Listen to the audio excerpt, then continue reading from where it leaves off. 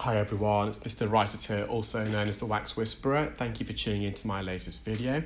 So the patient who attended with bilateral occluding earwax, the left ear, so the ear that you saw first, is the worst of the two. This is the patient's right ear. So with the right ear, you can actually call it semi-occluding, so it wasn't fully blocking, but it was still obscuring the view of the patient's eardrum.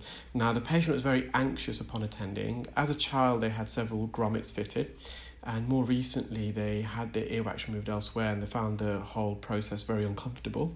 So they're very anxious. So prior to starting, I just had to reassure the patient, explain exactly what we were doing and how we're doing it.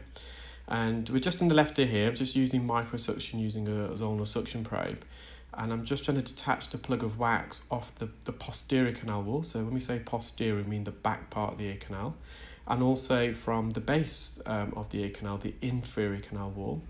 And you can see all the skin adhesions there.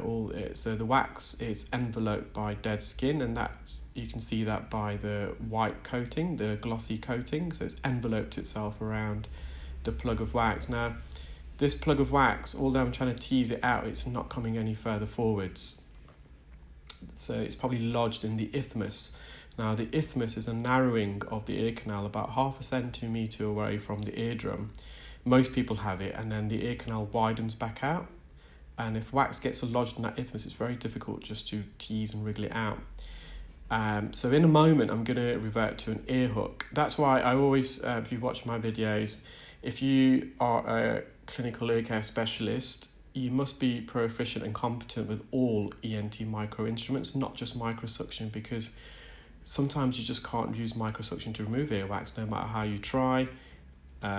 Some patients have tinnitus, so a ringing or a buzzing sensation in their ears, and the noise from microsuction can sometimes exacerbate that. And some people are sensitive to noise, they suffer from hyperacusis. So here we are, I'm just going to use an ear hook, and I'm going to gently insert it at the roof of the ear canal, so the superior aspect of the ear canal, and I'm just gently gliding it into the plug of wax and then rotating it and slowly bringing it forwards. So you can see here it's near the entrance now. It's quite a whopping piece of wax that I removed, and I could have carried on all day with microsuction, but it would have been very difficult to extract this. So we're nearly there. Now you know we're near the entrance because you can begin to see all the cilia, all the hair. So the hairs in the ear canal are always located on the outer third, the cartilaginous portion. And just getting that final bit of wax out, and there it is. Now, patient, as I mentioned previously, they had grommets as a child. So a grommet is a ventilation tube. It's designed to allow air to enter the middle ear, so the cavity behind the eardrum via the ear canal.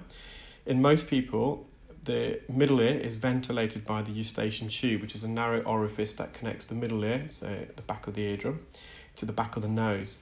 However, in some people, this eustachian tube, for whatever reason, is blocked at the back of the nose, which means there's no air behind the eardrum, causes a vacuum effect, and your eardrum gets sucked inwards, and it feels like on an aeroplane.